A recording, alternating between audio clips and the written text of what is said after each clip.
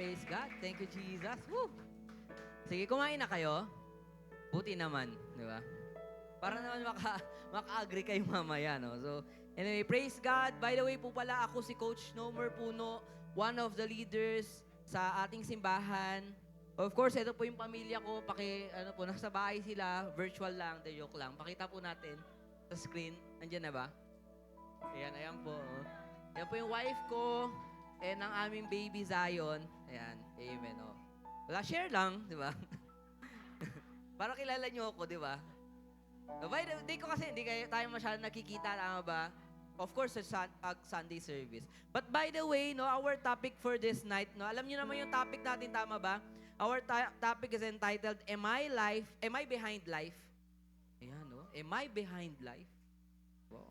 Bago ang lahat, let's pray. Tayo po manalangin. Father in heaven, we acknowledge you. Holy Spirit, have your way in us. Lord, nandito ka na, nanguna ka na, Panginoon. And really, just pray, God, na punuin mo kami, Panginoon, ng grasya mo, ng habag mo, Panginoon. Help us, Lord, to understand your word, God. We love you, we thank you. In this we pray in Jesus' name, and everybody say, Amen. Palapakan natin ang Panginoon once again. Amen. Thank you, Jesus. Well, tingnan mo yung social media mo ngayon.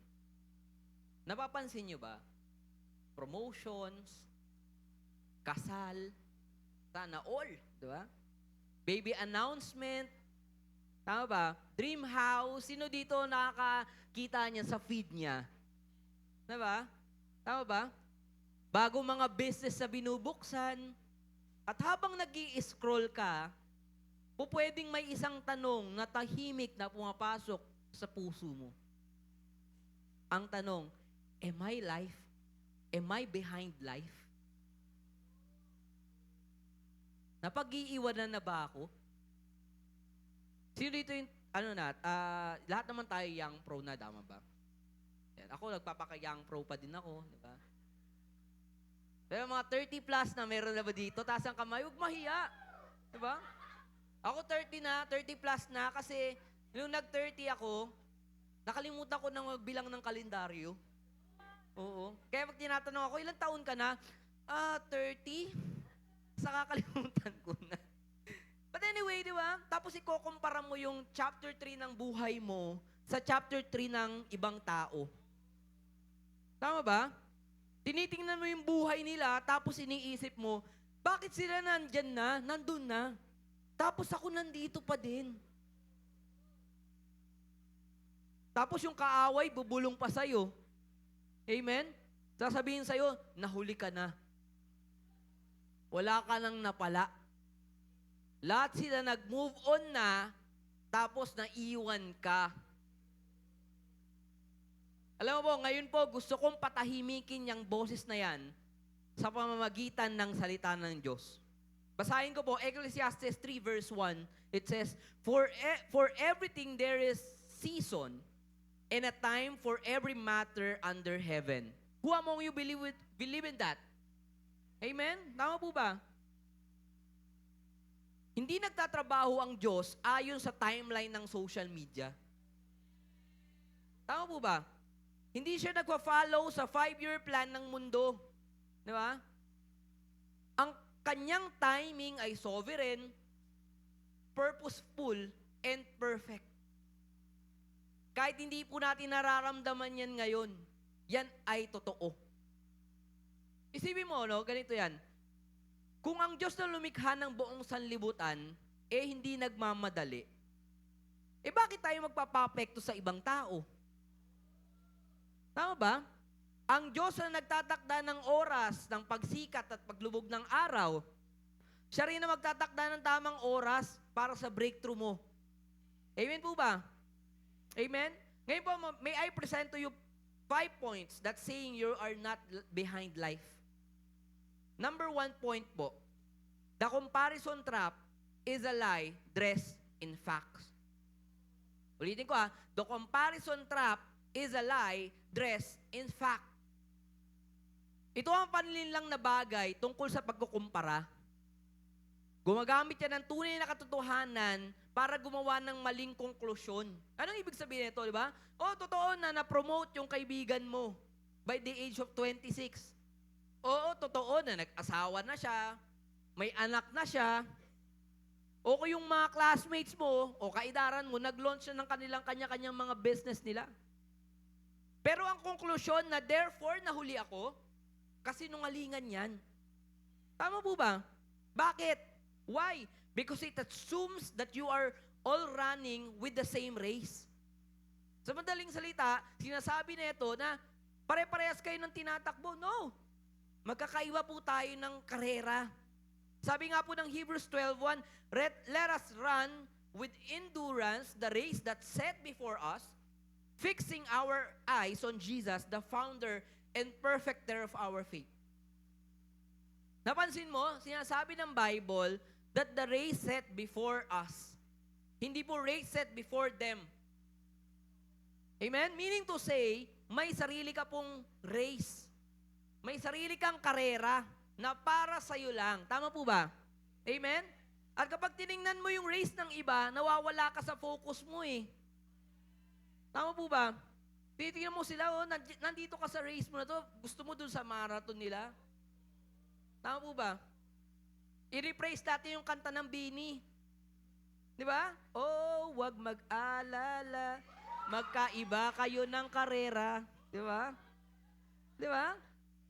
Hindi pwede na pare-parehas kayo ng karera eh. Magkaiba kayo ng karera. Tama po ba? Mali yung Bini, paparephrase ko nga yan. Mali. I tell you po, you cannot be behind in a race that only you are running. Kaya po, stop comparing yourself. Tama po ba? Nakakapagod yun. Napagod ka na nga sa sarili yung buhay, inaisip mo pa yung ibang buhay. Mamaya, sumakabilang buhay ka niyan. Tama ba?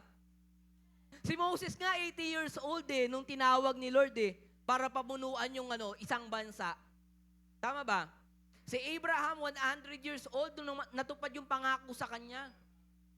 Si Joseph po, 13 years po na nasa kulungan, na alipin, bago naging pangalawa sa pinakamataas sa buong Egypt. Ano ibig sabihin nun? Sa mata ng mundo, lahat sila nahuli na. Pero sa mata ng Diyos, eksaktong nasa tamang oras sila. Kaya naman po, wag mong sukatin ang buhay mo gamit ang ruler ng mundo. Dahil hindi yan ang ruler na ginagamit ng Diyos para sa'yo. Amen? Palapakan natin ang Panginoon. Amen. Number 2, waiting season is a building season. Amen? Isa sa pinakamalaking kasinungalingan na pinaniniwalaan ngayon, even ng mga young pro, ganito, waiting means wasting time. Bakit? Kasi ang dami ng instant ngayon eh. Tama po ba? Ang dami ng instant na pwede mo namang gawin eh.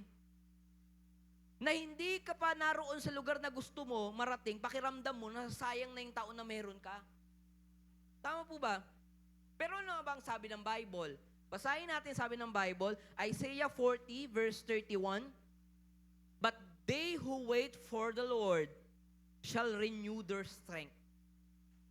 They shall mount up with wings like eagles. They shall run and not be weary. They shall walk and not be faint. Tama po ba? Ang paghihintay sa Diyos ay hindi po passive. Hindi ito katulad ng nakaupo ka sa bench habang nagaganap ang laro. Ang paghihintay sa Diyos ay active trust. Nagtatayo po siya ng karakter natin, pinapalalim niya yung ugat mo, hinuhubog ka para sa darating na season. Amen? Tama po ba? No, papansin nyo, even yung sa basketball, may talo, tapos pagdating ng second season, iba na nananalo. Tama po ba? Kasi nagpapaugat nagpapahubog Tama po ba? Kaya habang naghihintay ka, dapat may ginagawa ka. Tama po ba? Dahil handa ang Diyos para sa'yo. Ngayon, ano nga ba ang ginagawa ng Diyos sa panahon ng paghihintay mo? Yan. Tingnan natin. Kasi naghihintay ka eh. Definitely may gagawin din ng Diyos. Number one, He builds character before He builds your platform. Tama po ba? Maraming tao gusto nila agad platform. Tama po ba? Ang problema, kapag may platform ka at hindi pa maayos ang karakter mo, babagsak ka. Amen? Tama po ba? Si David po, na-anoint bilang hari nung teenager pa siya. Pero maraming taon nang ginugol niya sa wilderness bago siya maupo sa trono. Amen? Alam niyo ba yung story, di ba? Hindi na sayang yung mga taon na yon. Ginamit ng Diyos ang panahon na yun para hubugin ang taong may pusong katulad niya. Tama po ba? Your hidden season is not empty. It is full of formation. Pinoform ka ni Lord. Amen? Number two, He deepens the root before He raises the tree. Amen? Does it make sense? Diba? He deepens the root before He raises the tree. Ang puno po na mabilis, ang puno pong mabilis lumaki pero mababaw ang ugat, yan ang unang bumabagsak sa bagyo. Tama po ba? Nakita na ba kayo ng mga punong bumabagsak pag may bagyo? Amen, mapapansin nyo yung mga may malalaking mga ugat na nakalabas. Tama po ba? Kahit gano'ng kalaki yung ugat mo, kung hindi naman naka-deepen yan, wala rin. Amen? God's delays are often His mercy. Pinapalalim po niya ang ugat mo para kapag dumating ang promotion na meron ka, hindi ka matumba niyan.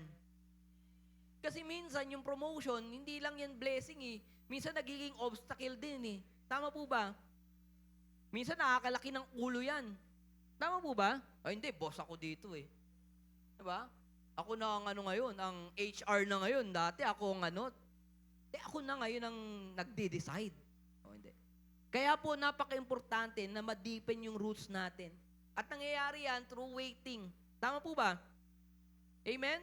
Hindi lang yun. Ano yung number one? He builds the character before He builds platform. Number two? Sige po, lakasan nyo. What? Yan. Very good children. Okay.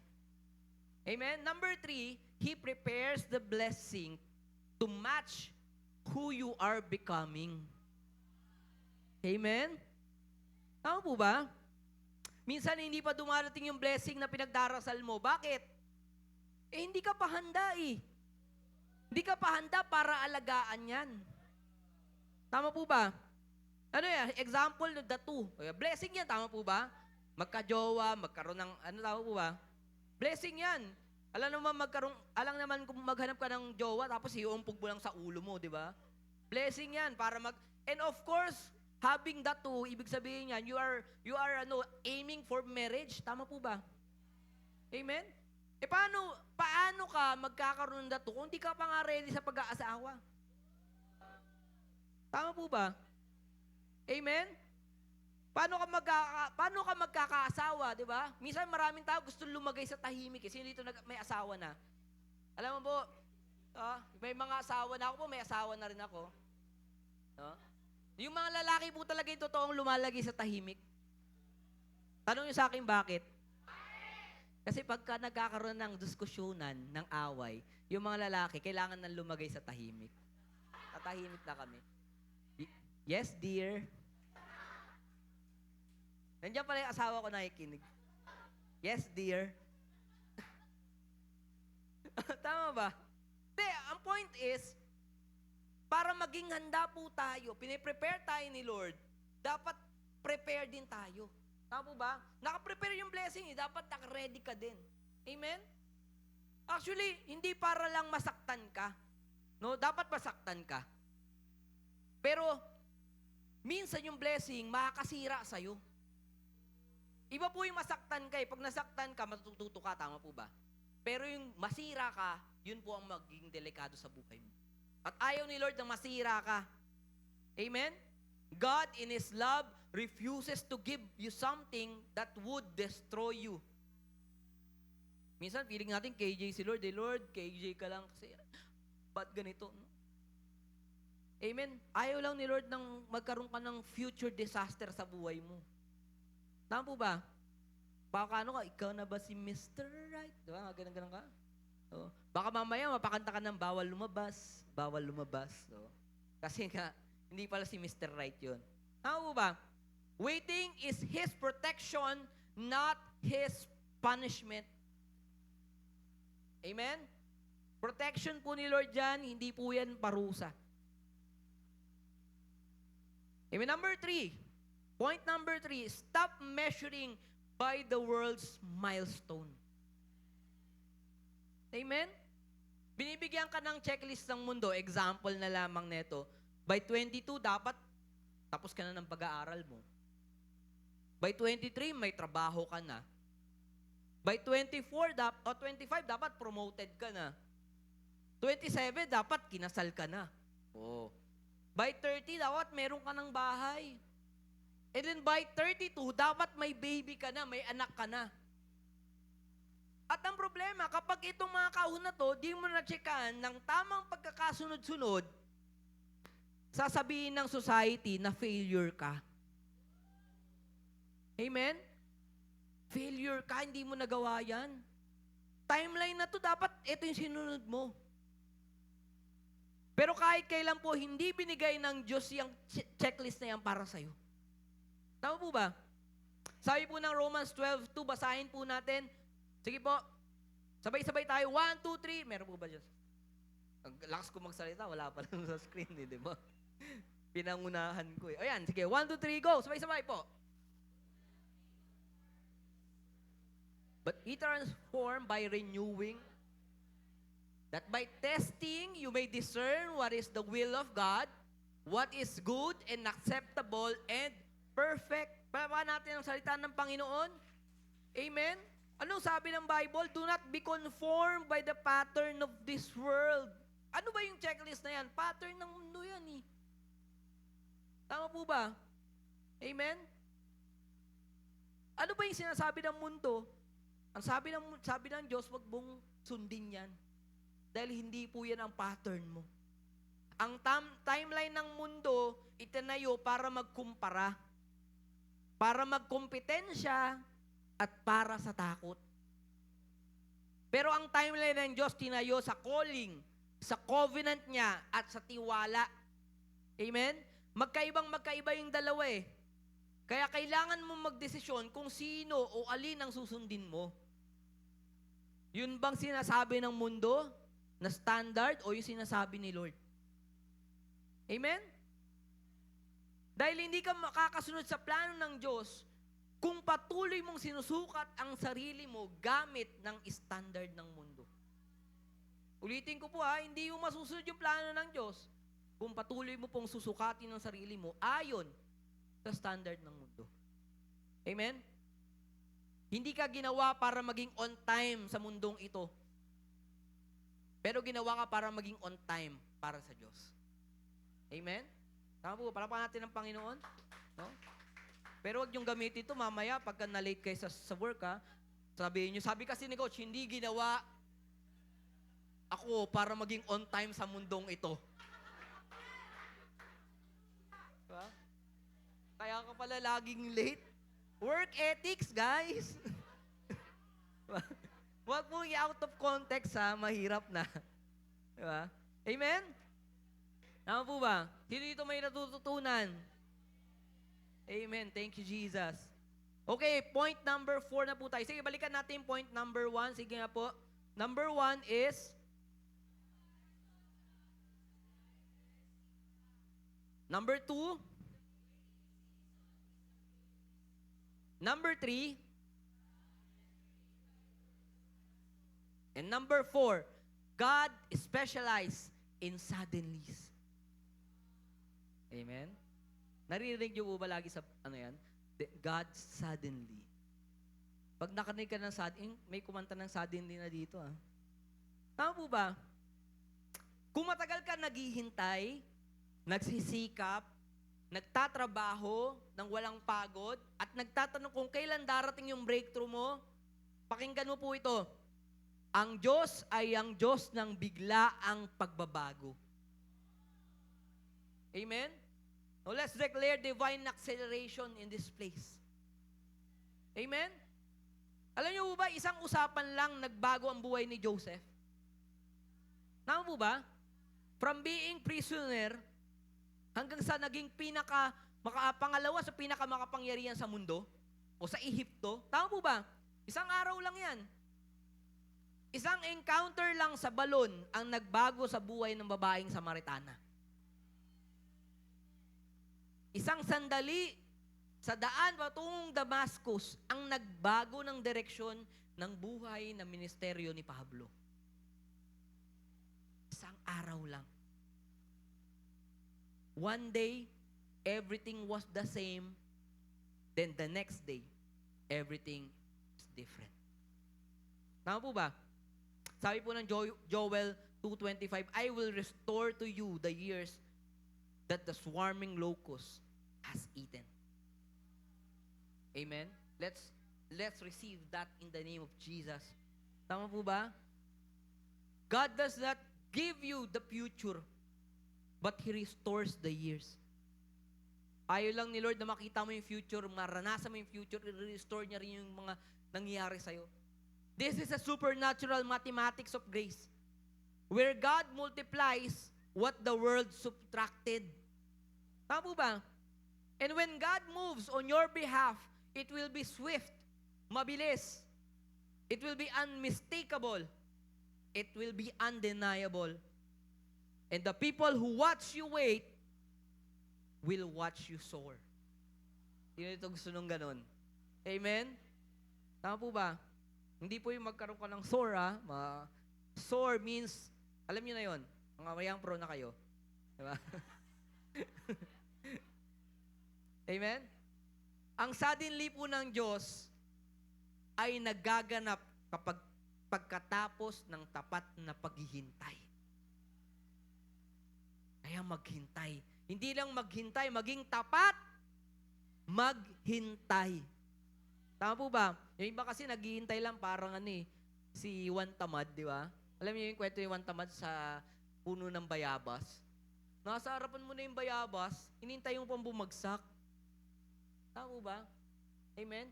Hindi po ganun. Dapat po tapat ang ating paghihintay. Point number 5 po.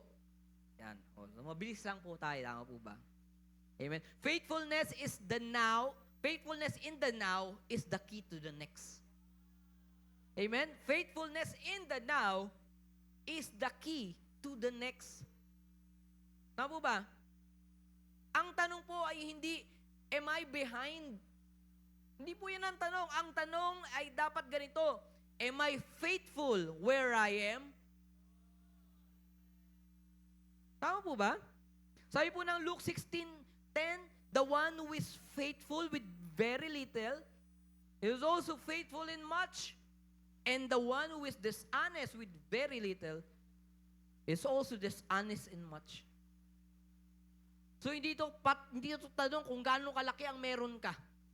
Tanong to kung gaano ka-faithful sa meron ka. Tama po ba? Hindi nagpo-promote ang Diyos base kung sino ang unang nakarating. Nagpo-promote si Lord base kung gaano ka katapat sa season na meron ka. Tama po ba? Sa work na meron ka. Sa pinahandle sa'yo na meron ka. Tama po ba? Young professionals who serve with excellence, with small, is being prepared for the great one. Tama po ba? Kaya po whether malaki o maliit ang hawak mo ngayon, ang na-experience mo ngayon, o ang trabaho mo ngayon, maging tapat ka. Kasi hindi mo alam, naggagamitin ng Diyos yan para sa malakihang bagay. Tama po ba? Amen? Ngayon po, practical challenge po. Tanungin mo sarili mo. Assess yourself. Ito po yung mga tanong. Am I giving my best to what I have now? No, assess yourself.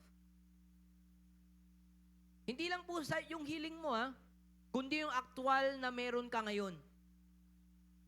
Ang excellence ngayon ay seed of promotion bukas. Amen?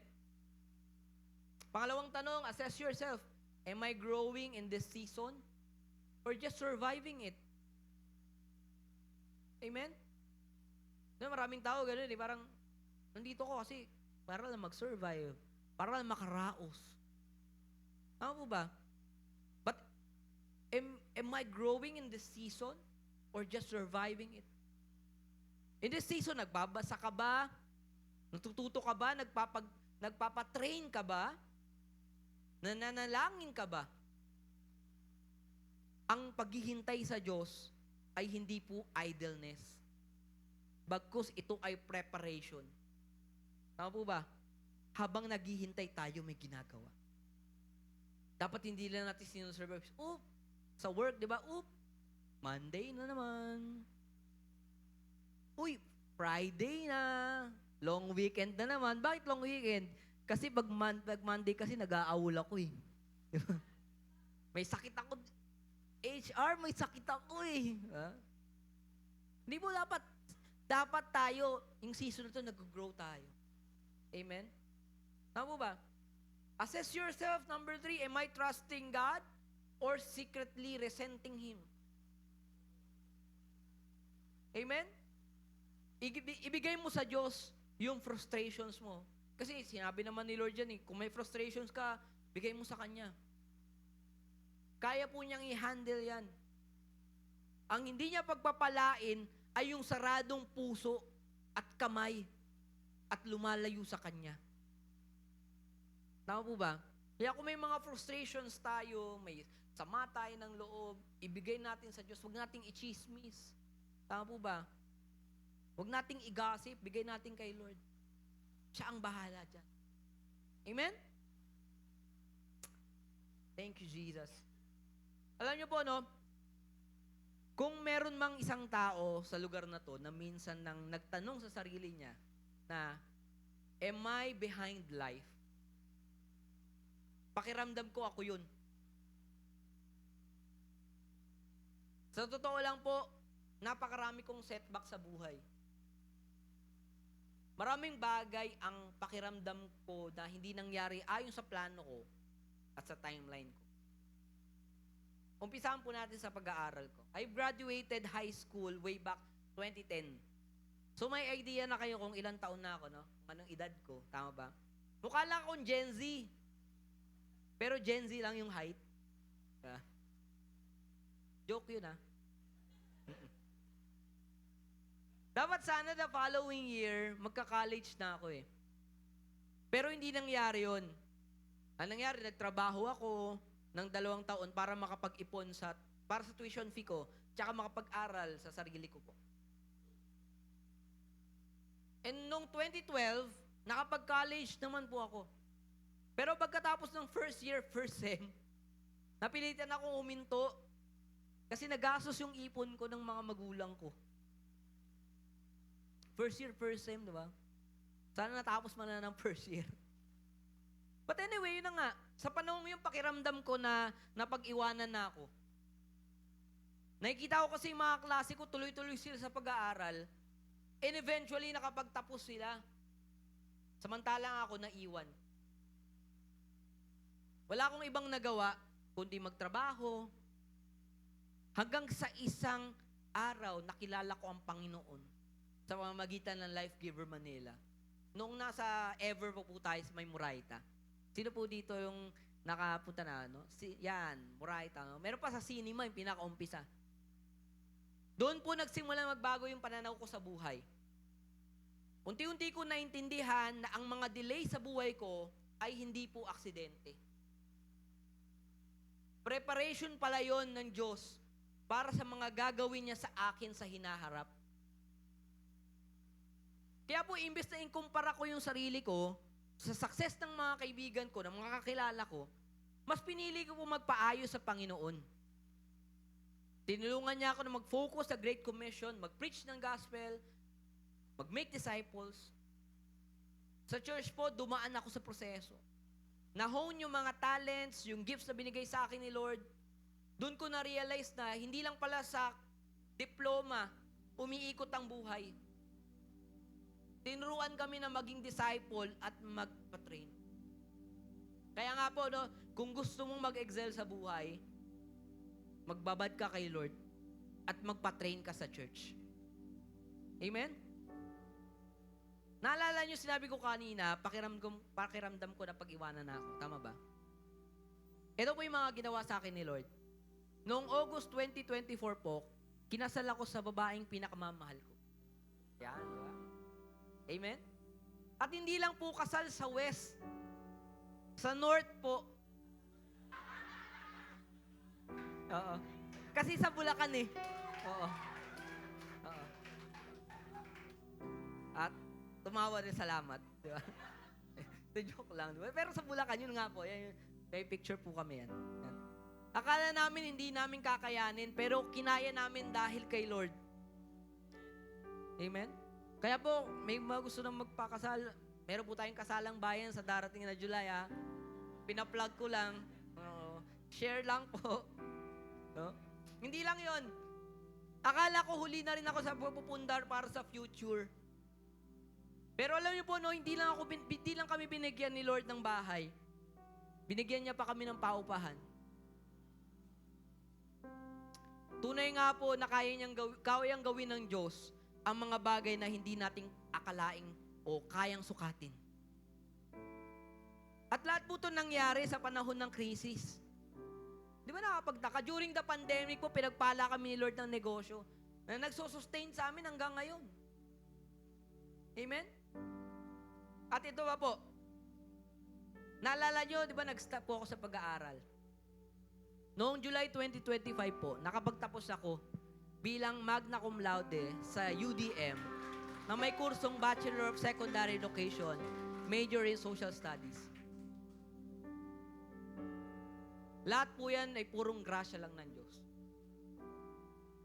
And last March po, kumuha ako ng licensure exam for professional teachers. Nalalabas ang resulta sa May 15. Yan, no? So may mag-aabang na din. Pero alam nyo, sa totoo lang, bakit yung sinasabi to?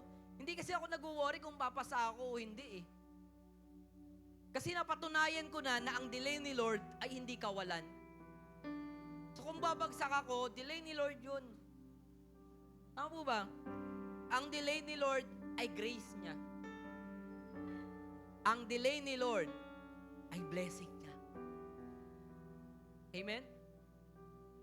And as I end, gusto ko pong sabihin sa inyo, you are exactly where grace has you. Young professionals, pakinggan mo ito. Hindi ka nahuli. Hindi ka nakalimutan. Hindi ka rin disqualified. Hindi ka nabigo dahil ang kwento mo ay hindi katulad ng kwento ng mga tao sa paligid mo. Kaya huwag mo i-compare yung kwento mo. Ikaw ay anak ng Diyos at sa gitna ng isang kwentong sinusulat pa niya, siya ang pinakamahusay ng may akda. Hindi siya nagkakamali. Hindi po niya lalaktawan ang mga kabanata. Bawat pahina ng buhay mo may layunin ng Diyos. Amen? So lift up your head. Put down that comparison and pick up your calling. And run the race of yours and not theirs. Amen?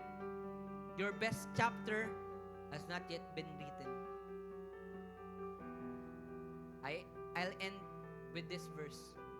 Philippians 1:6. And I am sure of this, that he who began the good work in you will bring into completion at the day of Jesus Christ. Palapakan natin ang Panginoon. Amen. Tatayo po tayong lahat. Amen. Sino po dito ang convinced na hindi ka na papag-iiwanan? Tama po ba? Sino dito ang convinced na may kanya-kanya kayong karera? Tama po ba? Tayo po ay mananalangin. Let's close our eyes. Shikarabahan talamasi kataraba.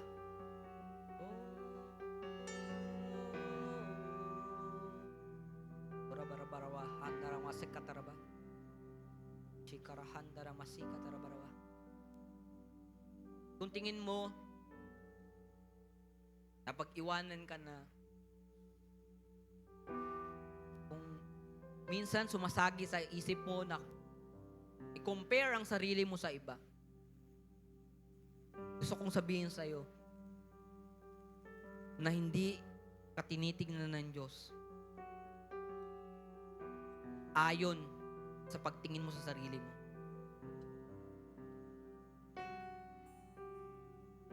Gusto ng Diyos na makita ka nag-e-excel on your own. Ang sarili mong lakarin. And God wants to fulfill the purpose in your life. Kaya naman, stop comparing yourself. Stop looking sa success ng iba. Dahil may kanya-kanya tayong timeline.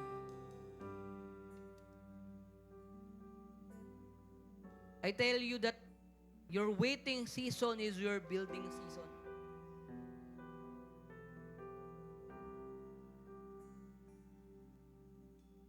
Gusto ni Lord na i-build yung character mo. I-build ka holy. Para i-prepare ka sa blessing na paparating sa'yo.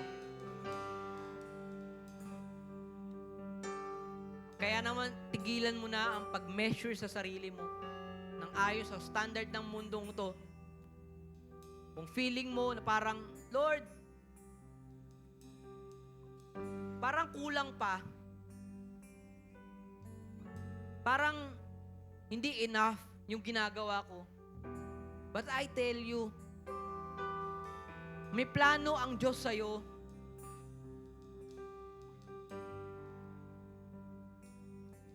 May mas magandang plano ang Diyos sa'yo na hindi mo pa nakikita.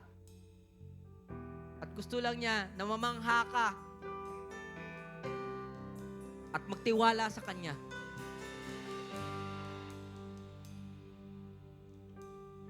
Huwag kang matakot. Bagkus magpatuloy ka. Huwag kang mapanghinaan. Bagkus kumapit ka. Dahil malapit na ang suddenly mo.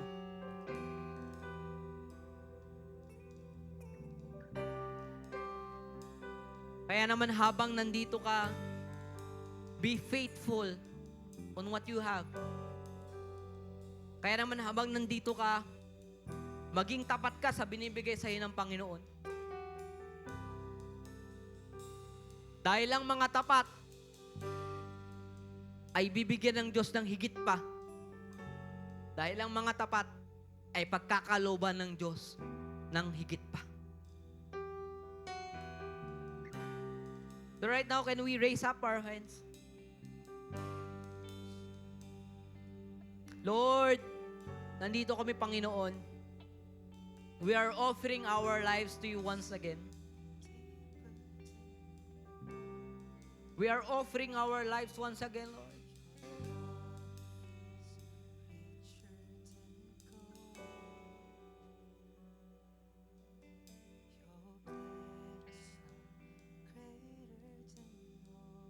Yes, Lord.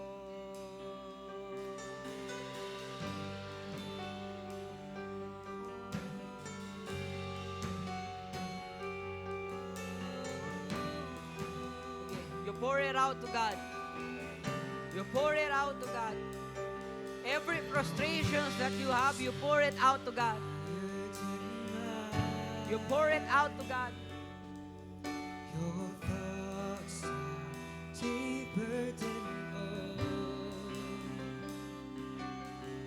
Your love is richer than gold. Your plans are greater than all. Lord, we live it all to you,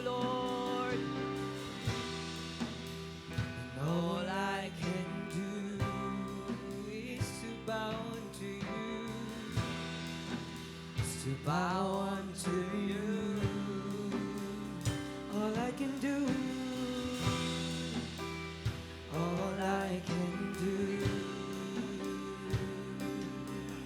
is to lift my hands and say to you, Lord, I surrender, I surrender, I surrender, oh, I surrender, Lord, I surrender, I surrender, I surrender, oh, Lord, I surrender, Lord, I surrender, I surrender, I surrender, oh, I surrender, Lord, I surrender, I surrender,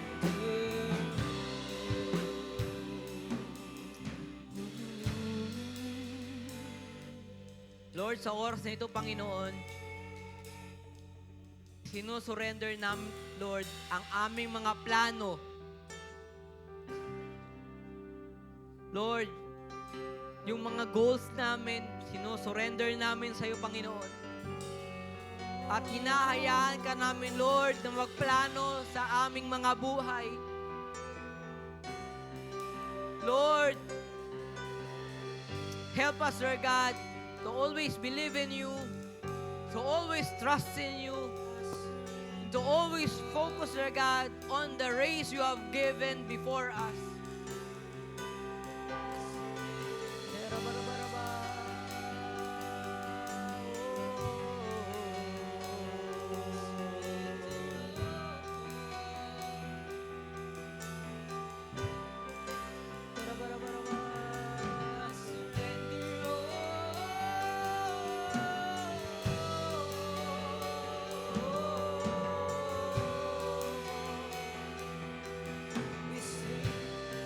Your ways are higher, your ways are higher, it goes deeper. I surrender all. Yes, Lord, we Your are love surrendering. is We are richer, surrendering. your love is richer, your plans are greater. I surrender all. Your ways are higher, your ways are higher, your thoughts are deeper. I surrender all. Your love is richer, your love is richer, your plans are greater. I surrender all. Lord, I surrender, I surrender, I surrender, oh, I surrender, Lord, I surrender, I surrender, I surrender, Lord, I surrender, I surrender, I surrender, all. We sing a surrender, all. Lord, I surrender, I surrender, I surrender, all. Lord, maraming pong salamat dahil ngayong gabing ito, Panginoon, inayos mo kami. Binago mo kami, Panginoon. At sa mga oras na ito, Panginoon, nagpapasalamat kami Dahil alam namin, Lord God, na Ikaw, Panginoon, ang author ng aming buhay. At patuloy mong sinusulat ang buhay namin, Panginoon. Hindi ayon sa sinasabi ng mundo, kundi ayon sa plano mo. Kaya ngayon, Panginoon, dinedeklara namin, Lord God, sa oras na ito, Panginoon, ang lahat ng plano, Panginoon, ng plano mo sa buhay namin ay magkakaroon ng kasaktuparan, Panginoon, sa pangalan ni Jesus. It will come to pass in the name of Jesus. And we are receiving it in the name of Jesus. We are receiving promotion in Jesus' name. We are receiving, Lord God, growth in the name of Jesus. Lord God, we are receiving, Panginoon, great things, Lord God, in the name of Jesus. Holy Spirit, have your way in our lives. Lord, hindi ka pa tapos. Hindi ka pa tapos sa buhay namin, Panginoon. We love you. And we thank you, Lord. Palawakan natin ang Panginoon. Lord, we love you. We thank you, Lord. We praise your name.